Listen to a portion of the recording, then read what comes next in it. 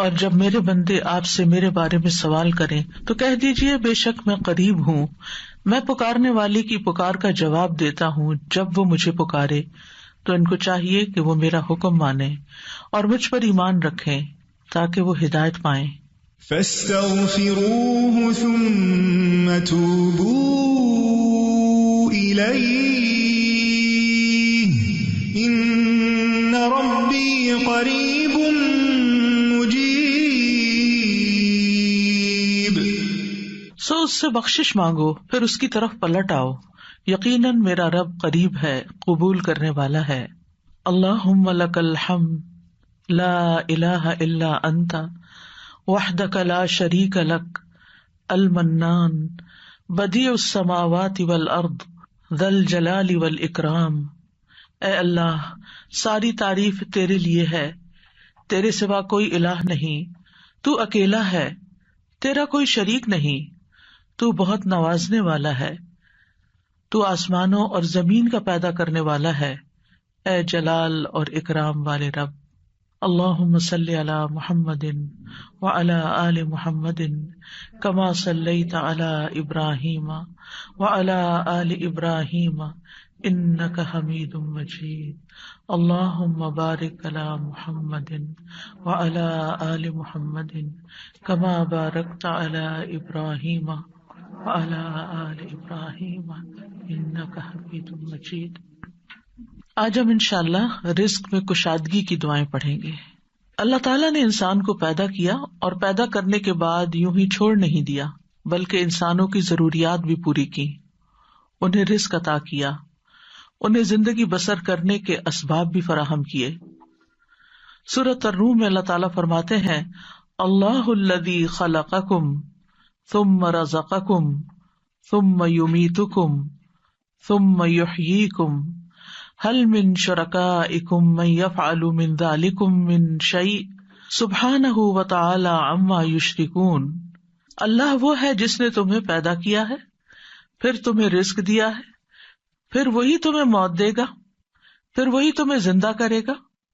کیا تمہارے شریکوں میں سے کوئی ہے جو ان کاموں میں سے کچھ بھی کرے، یعنی زندگی دے اور رزق دے یا موت دے؟ وہ پاک ہے اور بہت بلند ہے اس سے جو وہ شریک ٹھہراتے ہیں۔ تو اللہ سبحانہ تعالی رازق ہے اور اس کی صفت الرزاق بھی ہے، یعنی بہت زیادہ رزق دینے والا۔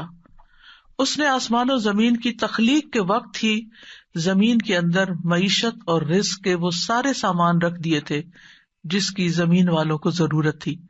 یعنی جب اللہ تعالیٰ نے زمین کو پیدا کیا تو صرف اس پلانٹ کو نہیں پیدا کیا بلکہ اس کے اندر اسباب رزق بھی پیدا کر دیے، اور جتنی بھی مخلوقات پیدا کی جو ان گنت ہیں، ہم گن نہیں سکتے۔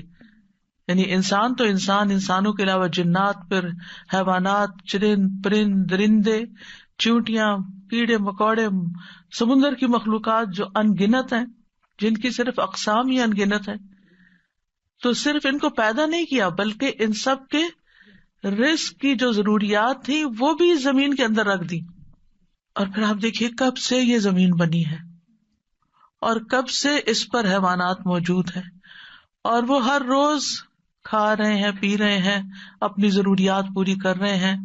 سبحان اللہ، یعنی انسان سوچے، اور اگر انسان اس کو شمار کرنا چاہے، گننا چاہے، تو آپ گن نہیں سکتے، آپ امیجن بھی نہیں کر سکتے کہ ہر روز کتنی مخلوق کیا کچھ نہیں کھا جاتی، اور پھر اگلے روز پھر، اور پھر دن میں صرف ایک بار نہیں، انسان تو حیوانوں سے بھی زیادہ کئی بار کھاتے ہیں، اور اللہ تعالیٰ دے رہا ہے اور دے رہا ہے اور دے رہا ہے، ہزاروں سال سے یہ سلسلہ چل رہا ہے، اور وہ سارے اسباب معیشت زمین کے اندر ہیں۔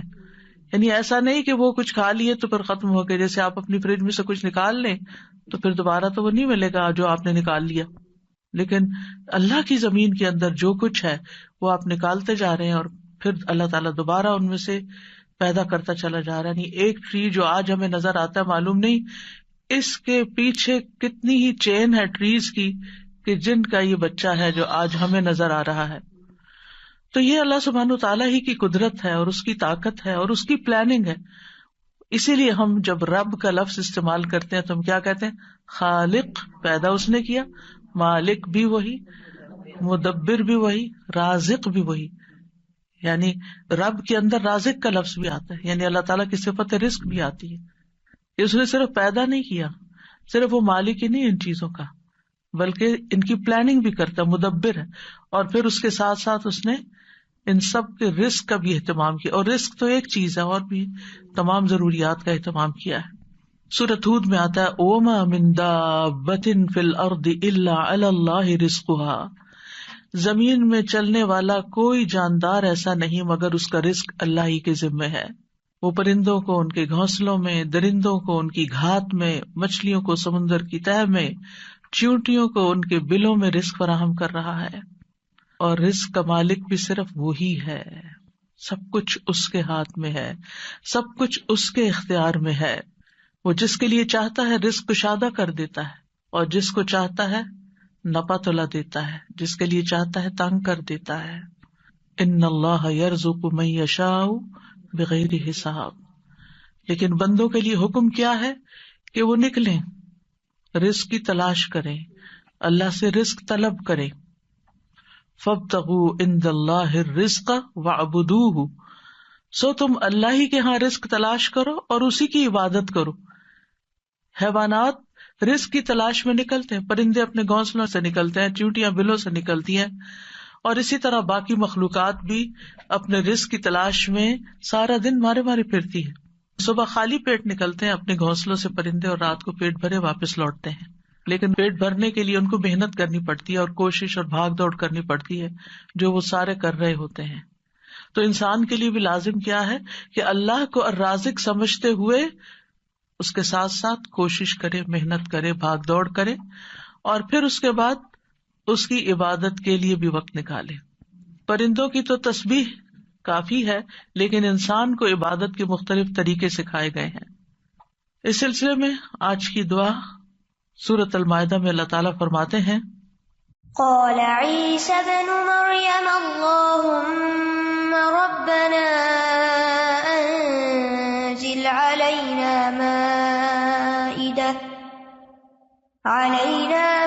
مائدة من السماء تكون لنا عيدا لأولنا وآخرنا وآية منك وارزقنا وأنت خير الرازقين۔ عیسیٰ ابن مریم نے کہا، اے اللہ، اے ہمارے رب، تو ہم پر آسمان سے ایک خوان اتار جو ہمارے پہلوں اور پچھلوں کے لیے عید ہو جائے، اور تیری طرف سے ایک نشانی ہو، اور ہمیں رزق عطا فرما، اور تو سب سے بہترین رازق ہے۔ اس آیت میں عیسیٰ علیہ السلام کے زمانے میں ایک خاص واقعے کی طرف اشارہ ہے۔ عیسیٰ علیہ السلام نے جب لوگوں کو اللہ تعالیٰ کی طرف بلایا تو حواریوں نے اس پر لبیک کہا، آپ پر ایمان لائے، اور ایمان میں مزید اطمینان کے لیے عیسیٰ علیہ السلام سے کہا کہ کیا آپ کا رب یہ کر سکتا ہے، اس میں یہ قدرت ہے کہ ہم پر آسمان سے تیار شدہ کھانا اتارے؟ یعنی ویسے تو اللہ تعالیٰ زمین سے رزق دے ہی رہا ہے، تو ہم چاہتے ہیں کہ وہ آسمان سے ہمارے لیے کھانے کے لیے ریڈی ٹو ایٹ ہمارے لیے ایک خوان اتارے، یعنی پورا دسترخوان نیچے آئے۔ تو عیسیٰ علیہ السلام نے انہیں اس مطالبے سے روکا اور اللہ سے ڈرایا، کیونکہ یہ ایک طرح کا معجزہ تھا، اور معجزہ طلب کرنے کے بعد اگر کوئی شخص اللہ تعالیٰ کی بات نہیں مانتا تو پھر اس کی سزا بہت سخت ہے۔ لیکن حواریوں نے اپنے مطالبے کی 3 وجوہات بتائیں کہ ہم کیوں چاہتے ہیں کہ ہمارے ساتھ ایسا ہو۔ ایک یہ کہ ہم فکر معاش سے آزاد ہو کر، یکسو ہو کر اللہ کی عبادت کریں۔ دوسرے یہ کہ ہمیں یقین حاصل ہو جائے کہ آپ جو کچھ ہمیں کہہ رہے ہیں کہ یہ اللہ کی طرف سے ہے، وہ بالکل سچ ہے، حقیقت ہے، اور اللہ واقعی ہر چیز پر قدرت رکھتا ہے۔ اور تیسرے یہ کہ جب وہ دسترخوان نازل ہو تو پھر ہم سب خوش ہو جائیں۔ ظاہر ہے کہ اللہ کی طرف سے جو کھانا آئے گا تو اس کا تو پھر کیا ہی لطف ہوگا اور کیا ہی اس کا حساب ہوگا، تو ہم اس دن کو پھر خوشی کا دن بنا لیں، ہماری عید کا دن بن جائے، اور پھر ہم آئندہ بھی اس دن کو یاد رکھتے ہوئے ہر سال عید منایا کریں۔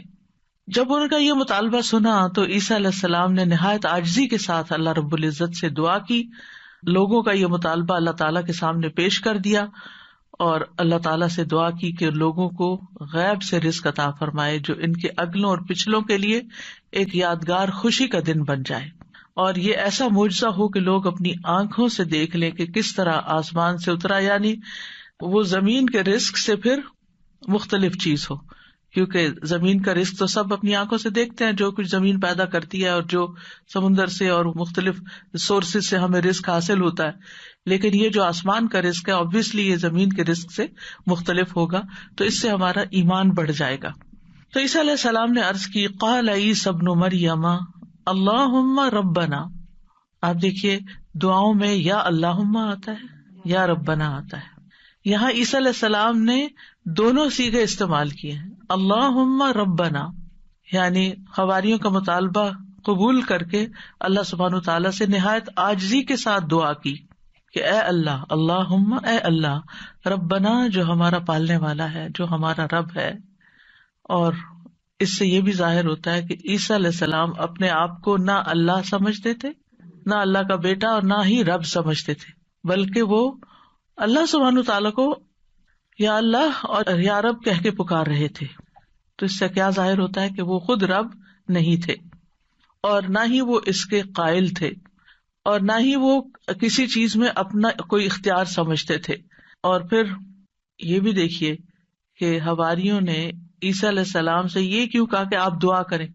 اگر وہ انہی کو رب مانتے ہوتے تو انہی سے مانگ لیتے۔ تو ان سے جب انہوں نے یہ کہا تو اس سے یہ پتا چلتا ہے کہ عیسیٰ علیہ السلام کے ماننے والوں کے ذہن میں کہیں دور پار بھی یہ خیال نہیں تھا کہ عیسیٰ علیہ السلام اللہ کا کوئی حصہ ہے نعوذ باللہ، یا کوئی بیٹے ہیں، یا کسی بھی طرح الوہیت کا کوئی مقام رکھتے ہیں۔ وہ ان کو ایک نبی کے طور پر ہی سمجھتے تھے۔ تو انہوں نے اللہ سبحانہ وتعالیٰ ہی کی ربوبیت کا اس بات کیا یا اس پر ایمان لائے۔ پھر کہا کہ تکون لنا عیدا لاولنا وآخرنا، عید کا لفظ عاد یعود سے ہے، لوٹ کر آنا، یعنی وہ خوشی جو بار بار آئے، ہر سال پلٹ کر آئے۔ یہ سالانہ بھی ہو سکتی ہے اور ہفتہ وار بھی۔ مسلمانوں کی 2 عیدیں سالانہ ہیں اور 1 ہفتہ وار ہے۔ اس کے علاوہ کوئی اور عید ثابت نہیں ہے جو ہم نے خود سے بنا لی ہیں عیدیں، وہ قرآن و سنت سے ثابت نہیں ہے۔ تو ہم سالانہ عید تو اچھی طرح مناتے ہیں، لیکن افسوس یہ کہ جمعے کا اہتمام کم سے کم ہوتا جا رہا ہے۔ جمعے کے دن بھی غسل کرنا چاہیے، اچھے صاف ستھرے کپڑے پہننے چاہیے، تیار ہونا چاہیے، اہتمام کرنا چاہیے۔ یعنی جمعے کا دن عام دنوں کی طرح نہیں ہونا چاہیے، یعنی وہ دن ہمارے لیے خاص دن ہے، اسے خاص دن سمجھ کر ہی اس میں سارے کام کریں، چاہے وہ عبادت کے ہوں یا جو دوسرے کام ہوں۔ اور پھر آپ دیکھیے کہ انہوں نے کہا کہ وہ دن ہمارے لیے عید کا ہو، لأولنا وآخرنا، ہماری پہلی فرسٹ جنریشن یعنی جو ہمارے دور کے لوگ ہیں، وآخرنا اور جو ہمارے بعد میں آئیں گے، وآیۃ منک، اور تیری طرف سے ایک نشانی بھی ہو، تیری قدرت کی علامت ہو، یعنی عیسیٰ علیہ السلام کی سچائی کی علامت ہو کہ یہ واقعی اللہ کے رسول ہیں اور انہوں نے جو کہا وہ سچ کہا۔ اور پھر وارزقنا وانت خیر الرازقین، دعا بھی کی، اور یہ رزق کے حصول کی دعا بھی ہے، یعنی اتنا حصہ اگر انسان پڑھتا ہے، وارزقنا وانت خیر الرازقین، تو ہمیں عطا کر، ہمیں رزق دے، اور تو سب سے بہترین رزق دینے والا ہے، اور یہاں پر ہمیں کسی مشقت کے بغیر اپنے پاس سے رزق عطا فرما۔ اب آپ دیکھیے کہ اللہ سبحانہ تعالیٰ بہترین رازق ہے، یعنی کس اعتبار سے کہ جو اس کی طرف سے رزق آتا ہے وہ اپنی کیفیت کے اعتبار سے اور کمیت کے اعتبار سے بہترین ہوتا ہے، یعنی سب سے افضل ہوتا ہے۔ اور انسانوں نے اس کی جو شکلیں بنا لی ہیں، پروسیس کر لیا اس کو، تو وہ اپنی کیفیت کے اعتبار سے بہترین نہیں رہا، کیونکہ انسانوں کے لیے اس طرح فائدہ مند نہیں۔ آپ نے دیکھا ہوگا کہ جو چیزیں نیچرلی اگتی ہیں، گرو کرتی ہیں، اور جو فریش فوڈ آپ سی سے لیتے ہیں، سی فوڈ ہوتی ہے یا کچھ، یا ہم باقی غذاؤں کے مقابلے میں زیادہ صحت مند غذائیں ہوتی، خیر الرازقین۔ اور اس لیے بھی خیر الرازقین کہا گیا اللہ تعالیٰ کو کہ لوگ اگر اللہ تعالیٰ کی نافرمانی بھی کریں تو بھی وہ ان کو اپنا رزق دیتا ہے، وہ کفر بھی کریں، اس کا انکار بھی کریں، اس سے ناراض بھی ہوں، پھر بھی رزق دیتا ہے.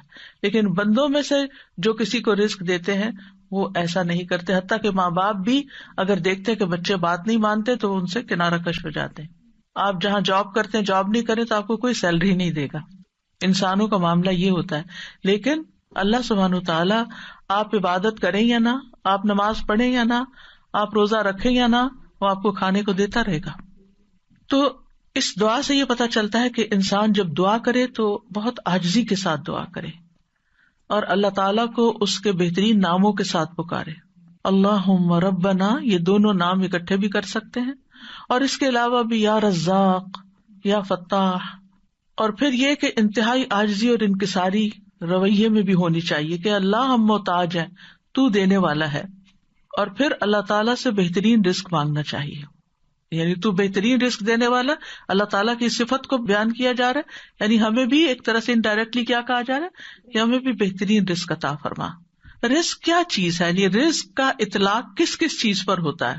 ابن منظور لسان العرب میں کہتے ہیں رزق سے مراد ہر وہ چیز ہے جس کے ساتھ ہر زندہ مخلوق کی زندگی قائم ہوتی ہے، یعنی جس پر زندگی کا انحصار ہوتا ہے، خواہ وہ چیز مانوی ہو یا مادی ہو.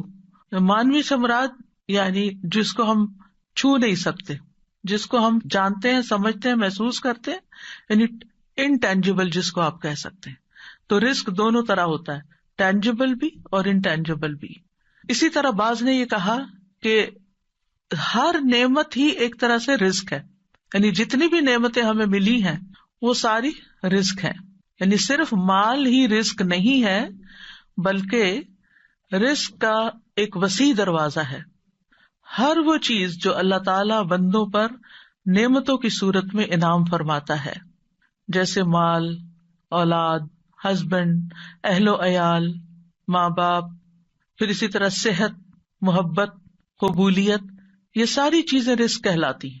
اور یہ اللہ تعالیٰ کی طرف سے تقدیر میں مقرر کر دی گئی ہیں، یعنی اللہ تعالیٰ نے ہر بندے کا رزق مقرر کر رکھا ہے کہ اس کو کتنا دینا ہے.